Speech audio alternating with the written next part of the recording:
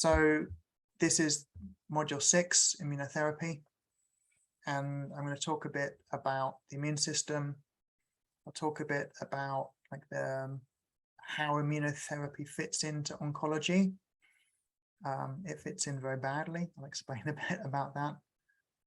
I'll talk about different kinds of immunotherapy, who can have immunotherapy, and how to access immunotherapy, like choose immunotherapy. So immunotherapy is like a whole branch of oncology, so a whole branch of treating cancer. And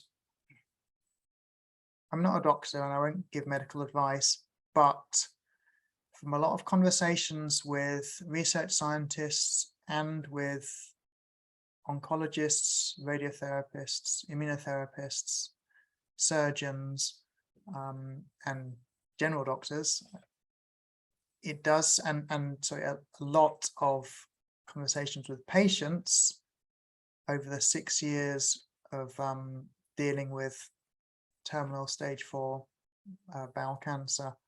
I've got a lot of communication with patients. It does seem that all long-term response for late-stage patients is immune system related. So I don't necessarily mean that they've had immunotherapy and it's cured them, or added lots of years to their life, but it does seem that immune response is the key thing, and that implies, and is implied by also, like less immune suppression. So with my treatments, I've always tried to find the treatments that don't affect the immune system so much, that don't damage the immune system so much, that don't cause so much immune suppression. And really, it seems that the 4 things for long-term survival, and they're all interconnected. One is the state of the patient's immune system. So overall, like how robust is your immune system? And that means taking treatments that don't cause too much immune suppression. The variety of treatments, again, that relates to the immune system, because cancer hides from your immune system. It hides from the treatments after a while, like treatment resistance.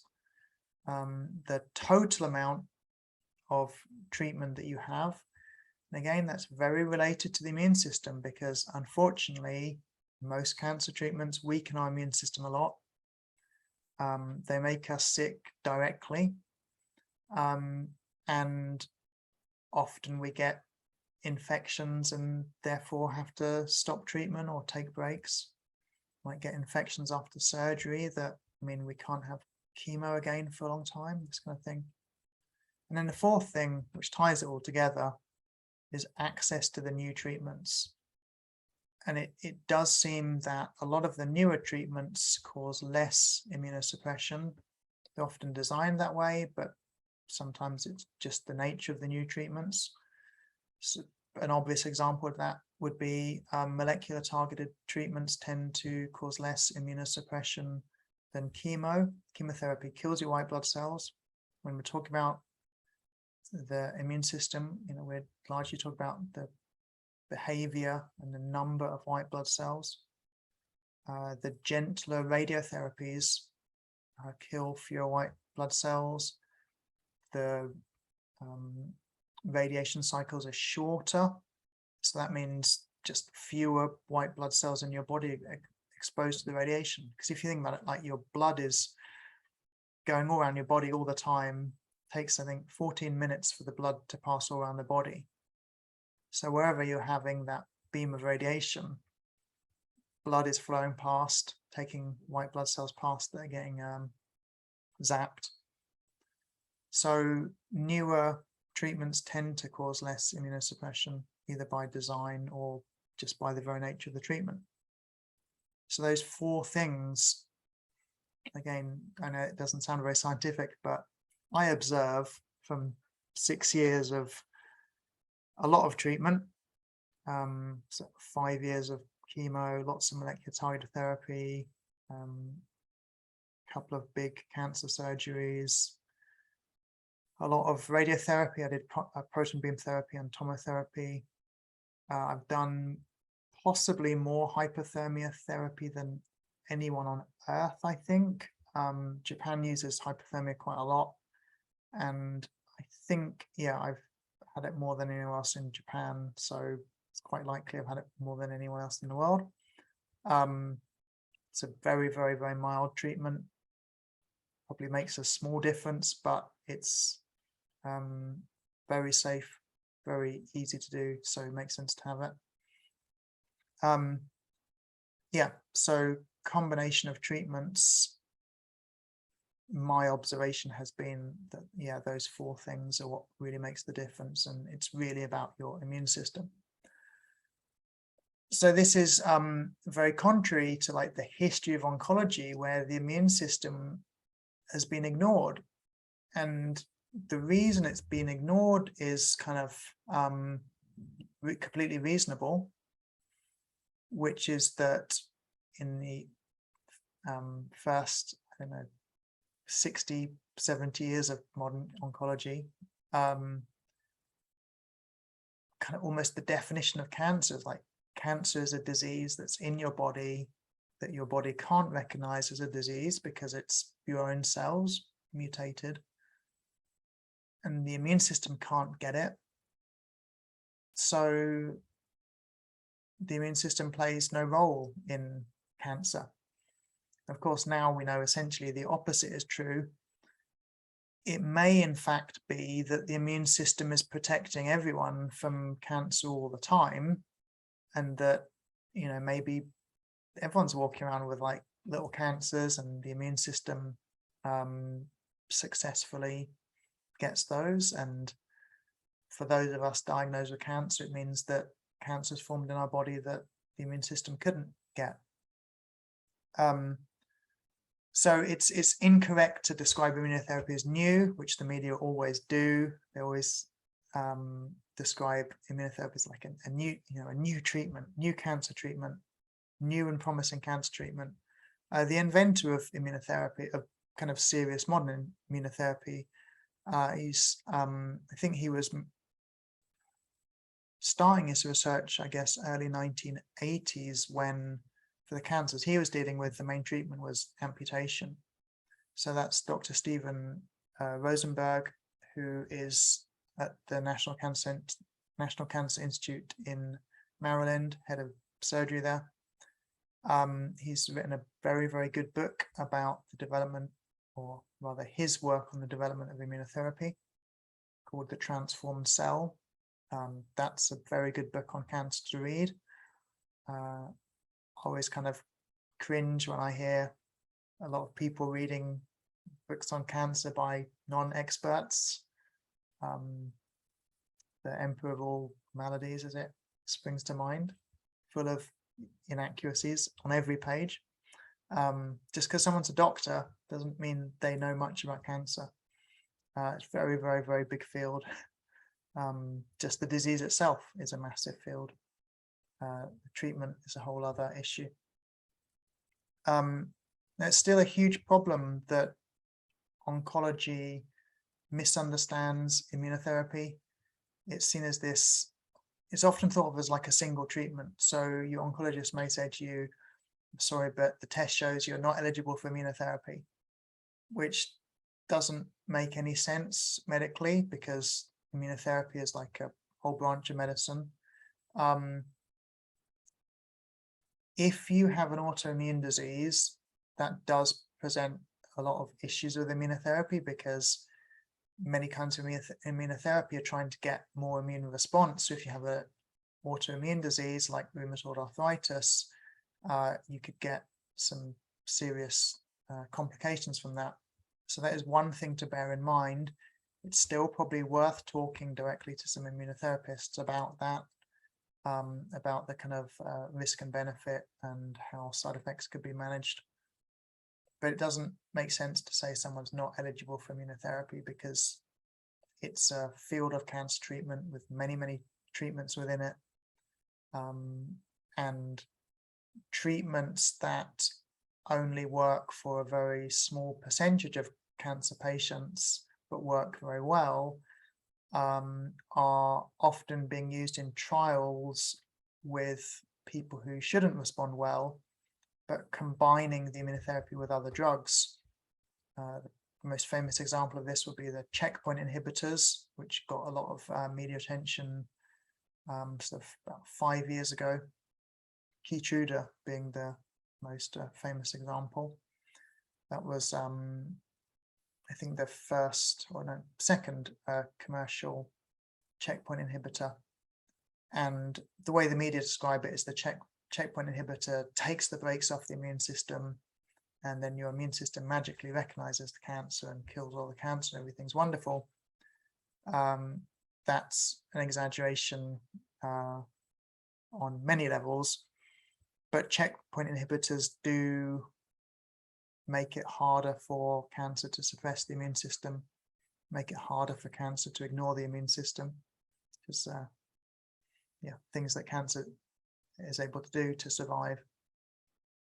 And the reason that Keytruda got a lot of attention, so it was approved in 2016, I don't remember for which cancer, but it was then approved again in 2017 in the US by the Federal Drug Administration for all hard tumors, all solid tumors, I should say, for patients who have MSI high, which means their tumors are quite mutated, the cancer cells are quite mutated. So it was like the first time really that a cancer drug was approved for like loads of types of cancers at the same time. Cancer drugs need to be like proven for each cancer type that they get approved for. That's a long, expensive process, and is one of the things that holds back some immunotherapies, because some immunotherapies work well for many different cancer drugs. So yeah, it still is a big problem. So you will meet resistance probably when you're asking your oncologist about immunotherapy. It's important to get access to immunotherapists, and I'll talk a bit later on about how you do that. For a patient, the challenge, the challenge of getting immunotherapy and choosing immunotherapy and accessing immunotherapy, it's really just challenge after challenge after challenge. So unfortunately, there's a lot of hype about it. We saw earlier on this year, I think it was a checkpoint inhibitor trial for colon cancer patients. It was announced at ASCO, the American Society for Clinical Oncology, that their yearly conference, which is the world's biggest cancer conference. Some scientists or some researchers presented this paper, and they'd got 100% response. So like 100% response, total remission of all the patients in the group. This was this was picked up by the media, presumably promoted by whoever was funding the research. And of course, the details were, these were early stage colon cancer patients. They were highly selected. So testing had revealed that these people had highly mutated cancer cells, which means tend to respond very well to immunotherapy. And the research group was something like 31 patients. So if you can imagine, in the weeks after this was announced, I think it was like announced this summer, you had people at breast cancer clinics getting phone calls from the patients saying, oh, I've heard this treatment, can I get this treatment? And the oncologist having to say, well, that's for early stage colon cancer patients. So yeah, we have to kind of fight through the hype. But then there are lots of other issues as well. Obviously, some of these treatments are very new and fiendishly expensive. In some countries, it's quite unregulated. It's usually done by private clinics. The people running the clinics may be quite new.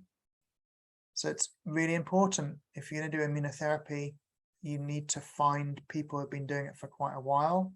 Ideally, they should be research scientists as well. Ideally, they should work with larger hospitals as well. You don't really want to be getting immunotherapy from a biotech startup, yeah, that's, I wouldn't, I'm not a doctor, but I would strongly advise against going to, a immunotherapy clinic with big claims, a lot of marketing, and they're usually refusing to give data, like saying they've got lots of data, but they can't share it, giving weird reasons why they can't share it. You want to avoid those, really. Another big problem, if the immunotherapy involves human cells, so either grown from a commercial cell line or autologous, which means grown from your own cells, the processing and kind of training of those cells is really, really important. In my case, the immunotherapy I have is autologous, so it's made from my own white blood cells. And even so, when they are, so they're taken from my blood, a process called apheresis, which is a little bit like kidney dialysis. So some of your blood is kind of pumped around in a machine, some white blood cells removed, your blood is returned to you. Then those cells are taken to a lab, and over several weeks, so in my case, like 3 weeks, those cells are, they're expanded. That just means they grow more cells from them. But they're also selected, so the lab should be selecting the cells amongst your cells that seem to be most active against cancer. And they may also be doing things to increase the immune activity, so incubating them with various things, and maybe doing other things to make those cells like the best possible cancer fighting cells. So in my case, I was fortunate enough to do a surgery in Japan with a surgeon who agreed to freeze some of the tissue so it could then be used for immunotherapy. But many clinics, their cell processing is not going to be fantastic. So again, like the quality of the cells make a lot of difference, and it's very hard for a patient to judge these kind of things. I mean, for me, in Japan, medical engineering is world leading. So the quality of the cells that I get is very high, and I think that may be one of the reasons why I've had such good response. My immunotherapy clinic is very careful about the timing of the immunotherapy. So if you have the kind of immunotherapy I had, so adoptive cell immunotherapy, so those are a family of immunotherapies where you get cells given to you, either grown from your own or grown from a commercial line. So T-cell adoptive cell immunotherapy is kind of relatively well known in the world. A lot of the cells that put into your body are recognized as foreign, even if they're grown from your own cells, and they're destroyed. Now, yes, you're given a huge number, and the idea is many, maybe most get destroyed, and hopefully there are enough to go and get the cancer. But still, the timing makes a big difference. So if you have that kind of immunotherapy just after chemotherapy or just after radiotherapy, you should get a better response, because chemotherapy and radiotherapy cause immune system suppression, which usually is a terrible thing. However, it's very handy if you're introducing a whole bunch of cells into your body. It's very handy to have some immune suppression, because then more of them are going to survive.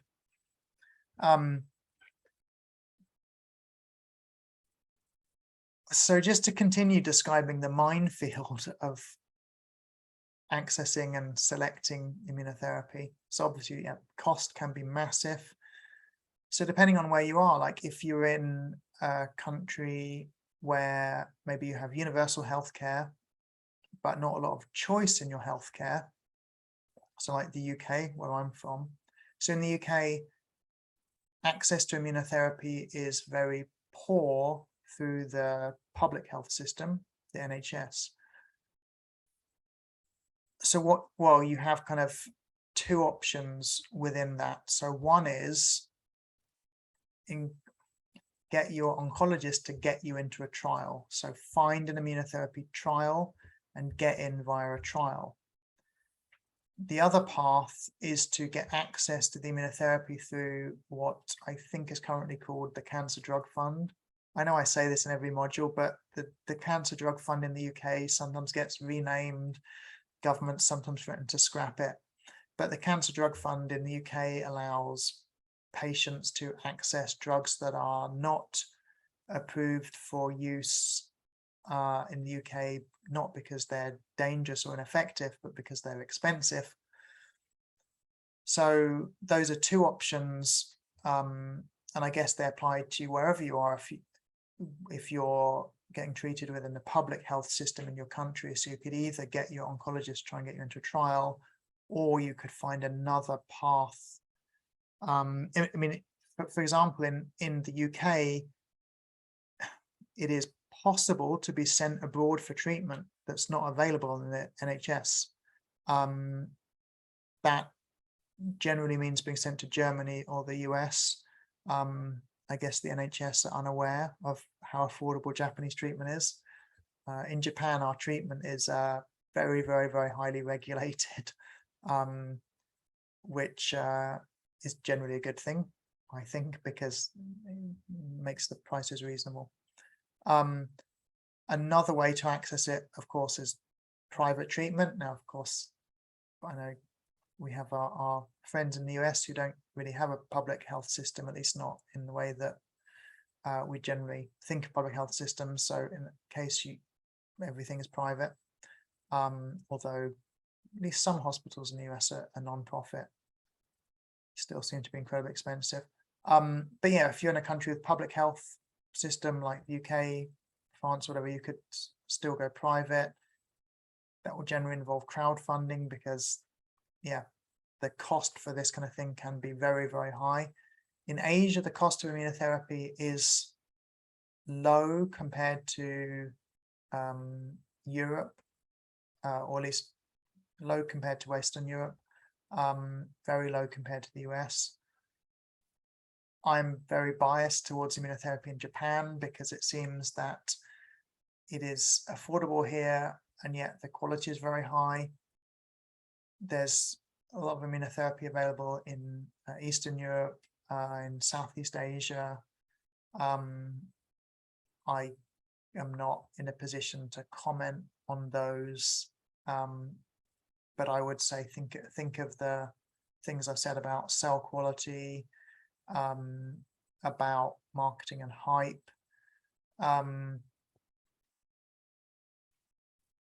My cynicism kind of guides me when I see a immunotherapy clinic that's listing like 50 different treatments on their website that are kind of pseudoscience stuff. I think, well, I wouldn't trust their immunotherapy. And kind of by the same rationale, if they're claiming their one treatment treats loads and loads and loads of different things, not cancer related at all or whatever, again, that makes me a bit skeptical. So you have to be a bit careful about junk science. So unfortunately, with immunotherapy, a lot of the language that we see in the marketing is very emotive. So, you know, these treatments are described as natural. They naturally aid your immune system to wipe out the cancer. It's very unfortunate that the immunotherapy I had uses NK cells, and scientific name NK cell means natural killer cell. It does kill cancer, but it's still a very emotive and silly term.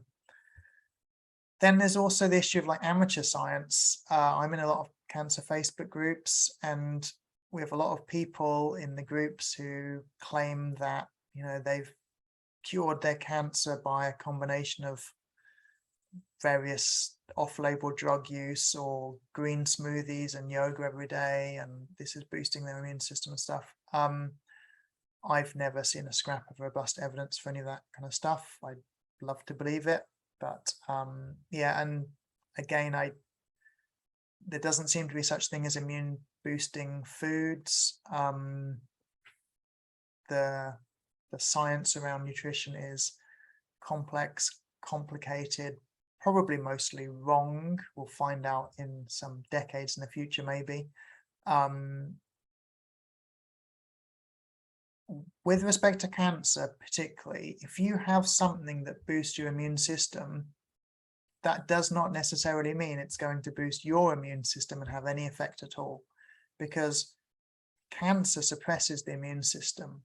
So if you did have something that boosts the immune system, then the cancer cells are able to just increase their level of immunosuppression. They don't give up easily, partly because there are many, many of them. So some die, and the surviving ones are able to survive and go on to make more populations of cancer cells. This is the problem we have with cancer treatment. This is why we get drug resistance. This is why chemotherapy stops working after a while. It's because cancer tumors, cancer cells evolve. It's a big population of cells. They're reproducing. They're kind of dividing rapidly. It's again like part of the definition of cancer. And they're under survival pressure because we're attacking them with chemotherapy or radiotherapy, other treatments. So the tough cells, unfortunately, they survive and go on to make the next cells. This is why it's such an issue. This is why I'm very skeptical of, when you hear these people saying, oh, I take these 10 things every day to boost my immune system and it's doing wonders for the cancer. I've looked a lot for evidence. I've not found any robust evidence for that at all. But I mean, that is like part of immunotherapy as treatments that generally boost the immune system. Some of these are based in kind of strong science with reasonable evidence. So hypothermia therapy is an example of that. So regional hypothermia therapy, where you heat up tumors. So you heat up the cancer to kind of fever range, and this causes changes on the cells of the surface of the changes on the surface of the cells. So the cells have to protect themselves from heat. Now, of course, well, not of course, but this is happening to your healthy cells as well, that are getting heated. But healthy cells are very good at self-repair. From radiotherapy, for example, healthy cells will start to repair within like 20, 30 minutes after the radiation beam is switched off. Cancer cells are very poor at self-repair for various reasons. Part of the reason that they are cancer cells is generally thought to be they're not good at repairing damaged DNA. That's why they are a cancer. So hypothermia therapy has an immunotherapeutic effect because some of the cancer cells die from the heating, not many, but some. When cancer cells die, the immune system sees that because the little bits of cancer cell are grabbed by cells called dendritic cells. They're taken to the local lymph nodes. The dendritic cells essentially hand them over to the T cells, and then the T cells know what to look for, and they go and find some cancer cells and kill them.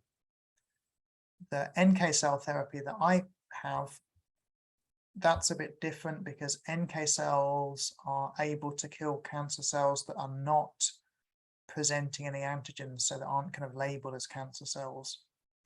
So that's why, at least in Japan, there's a belief and some evidence that NK cells, you get longer treatment response because NK cells are better able to destroy cancer cells that are not labeled as cancer cells. So the way the immune system works is we generally think of like having the innate immune system that's like built in at birth, a lot of that inherited by our mother or inherited from our mother.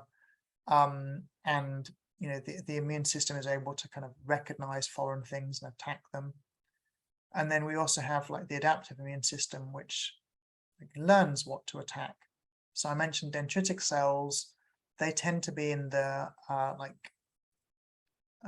in the skin a lot, because of course we get attacked by nasty things through our skin, but also in those mucosal membranes, so like lining of your nose and lining of the gut and stuff like that. And they guard your body essentially. They find suspicious looking things, they grab hold of them with their many arms, they go over to their local lymph nodes and they present them to the T cells, so the T cells know what to do. You've also got these NK cells. NK cells are able to kill cells that are presenting antigens, but also cells that aren't. NK cells can kill bacteria and viruses. They can recognize those as well. So I've had NK cell therapy, and it was autologous adoptive cell therapy, so it means grown from my own blood. I've also had a dendritic cancer vaccine. So cancer vaccines are very, very promising.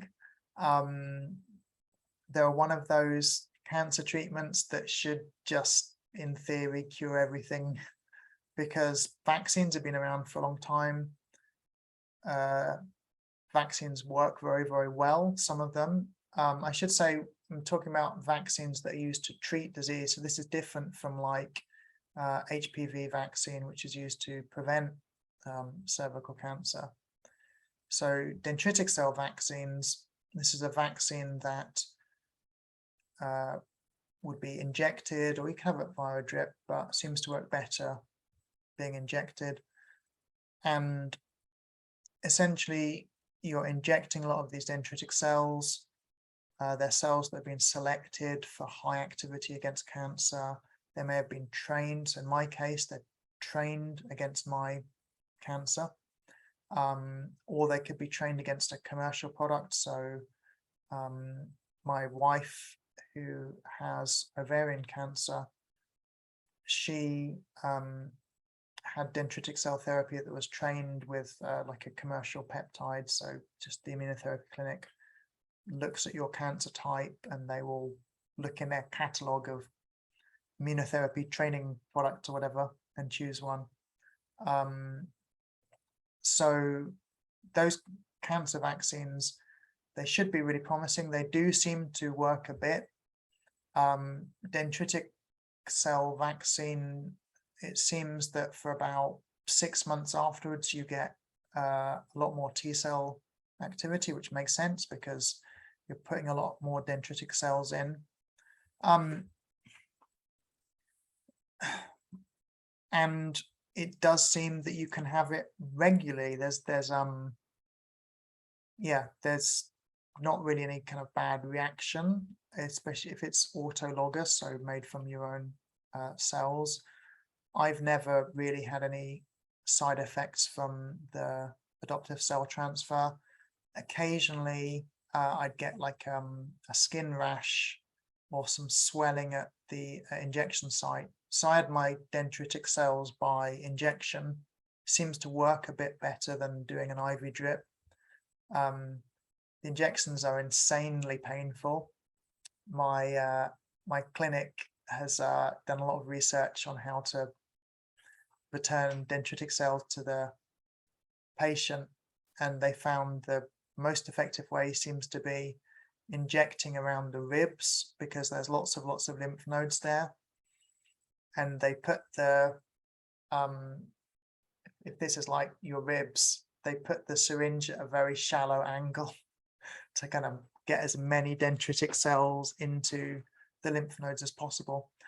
Some clinics are getting really good results from putting immunotherapy directly into tumors. The reason that immunotherapy clinic I go to doesn't do that is because you need to do that like scanner guided, right? So they're going to be doing that with ultrasound or with I guess a special type of CT scanner. But injecting the immunotherapy agent directly into the tumor should get a lot more response. Now, of course, that might just not be practical. If tumors are deep within the body, you're not going to be injecting into there. And as I said, the cost is going to be a lot higher with the scanning. So adoptive cell immunotherapy is like one type. So there's the T cells, the NK cells, and the dendritic cells. Most places are focusing on the T cells. I have to say that from my understanding, it seems to be because it's easier and kind of cheaper to do, although the price still seems astronomical. The longevity of the response seems to be less with T cells. NK cell therapy, the longevity seems to be much longer. It's much harder to incubate and filter and stuff, the NK cells. This cell preparation it's not a trivial thing. Like you can't do it on your kitchen table in a bunch of test tubes. It's done in a clean room, kind of a bit almost like those clean rooms that are used for making microchips. So it's quite a serious undertaking at the cell preparation lab. It's not someone stood at a counter with a bunch of test tubes and a pipette. It's a very serious undertaking to get these cells to this quality. There are types of immunotherapy where the percentage of cancer patients who will probably get a response is very low. In the case of the immunotherapies I've had, NK cell therapy and dendritic cell therapy, it seems that maybe most patients get some response. For some reason, I seem to be a particularly good responder. There's not any good evidence or methodology about who gets a good response and who doesn't. Hopefully it will be discovered in the future, but doesn't seem to be based on a specific genetic mutation or anything like that. So you will hear of a common situation is you'll have something like a liquid biopsy that checks the level of mutation, and you're told, sorry, you can't have checkpoint inhibitors because you're microsatellite stable or MSI low. You may still get a great result from NK cell and dendritic cell. I'm MSI low, also known as confusingly as MSS, microsatellite stable. So my cancer cells aren't like massively mutated, and yet, I still got a good result. Another type of kind of similar type of immunotherapy you hear about is the CAR T cell. So that stands for, is it chimeric antigen T cell, I think. Chimeric just means that animal derived. With those kind of immunotherapies, there is a safety issue, right? That you're introducing very foreign cells, so you can get quite serious, potentially fatal kidney failure, for example. So that is an issue to think about. CAR T cell therapy at the moment is horrifically expensive, hundreds of thousands of dollars.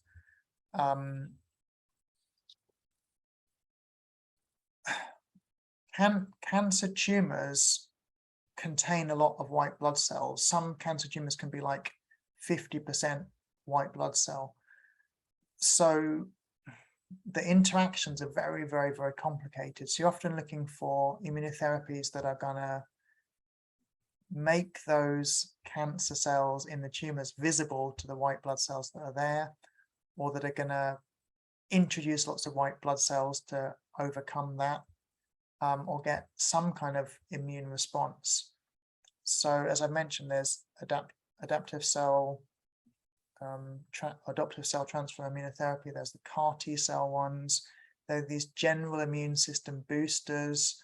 Hypothermia therapy is probably the best version of that. Another one I'm quite skeptical about is the metabolic treatments to, again, like boost the immune system. So you read a lot online about DCA, dichloroacetate. There was so much hype about this. In fact, like just at the time I was diagnosed, so kind of 2016, 2017, everyone on the web was going on about dichloroacetate, this miracle treatment that starves the cancer, forces, prevents the cancer doing anaerobic respiration, so it will just die. I want to say it's nonsense. That there's a little bit of truth in it. It seems to work slightly for a while. It may be very worth doing if you're having other immunotherapies. The same with metformin, which is a diabetes drug that seems to cause increased T-cell activity, and also makes it harder for the cancer cells to protect themselves with acid. So cancer tumors have this like layer of lactic acid around, which makes it hard to get the white blood cells in. Metformin and dichloroacetate both seem to inhibit that a bit, but there will be some cells that are not responsive to those immune system boosters. They will continue to hide from the immune system, and they will continue to divide, reproduce, and after a while they become the majority of your cancer tumors. So these sort of, immune system boosting treatments, their effect is probably slight and probably temporary. But we find that with all cancer treatments. I have bowel cancer, which is radio resistant. So it actually is bowel cancer is good at surviving radiation. Radiotherapy is still very commonly used, but for bowel cancer, but you need higher doses, more cycles, and you may get less response. So yeah, it is, as a patient, it's a very messy, difficult situation to choose immunotherapy, to access immunotherapy.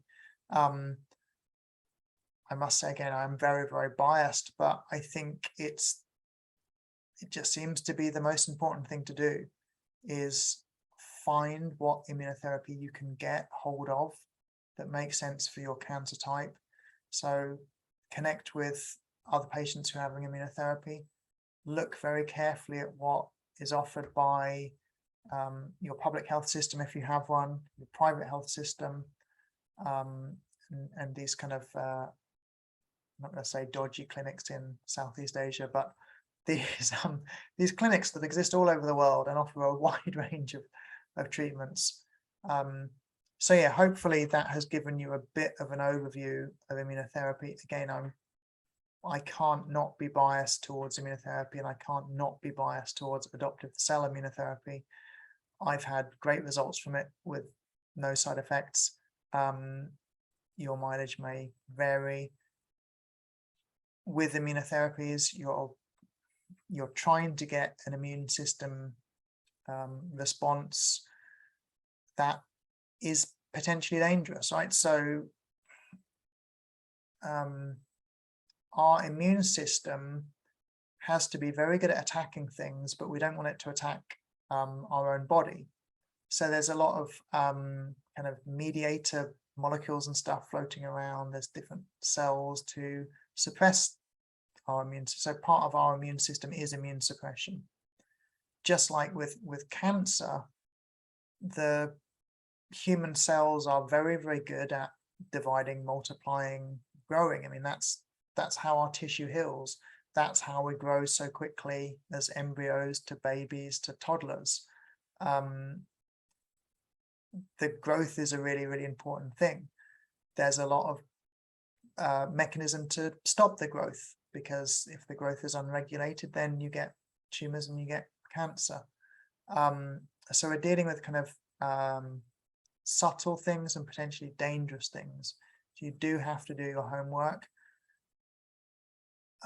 It'd be nice to say, follow the data and do what the data suggests, but you can't really do that, because a lot of the time we're looking not at clinical trials, but tiny case studies.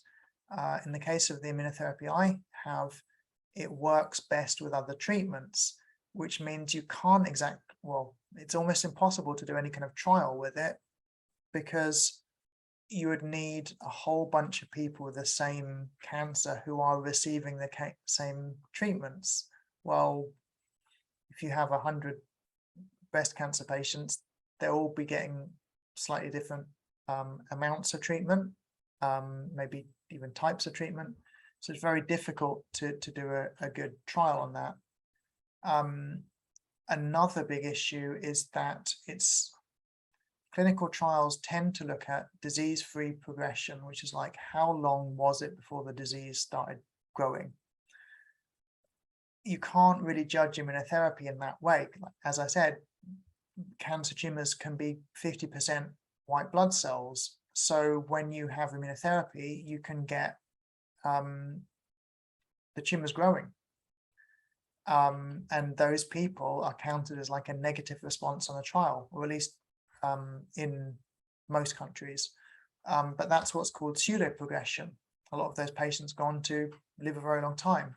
In Europe now, the guidelines for immunotherapy trials are actually being changed to make sure the end point is overall survival, like how long did the patients live, or MOS, median overall survival, like how long did the average patients live, because the pseudo-progression could lead to people being kicked out of a trial, because they say, oh well, our endpoint is progression-free survival, your tumors have grown, goodbye. And then those patients aren't tracked anymore as part of that trial. They may go on to live a very long time as a result of the immunotherapy that they received. Obviously, this is a massive topic. I'm going to revisit this again as part of this course, talking more about like the science of the treatments from a more scientific point of view. This has really been far more from like a patient's point of view. But yep, I shall wrap up there, and thank you for watching.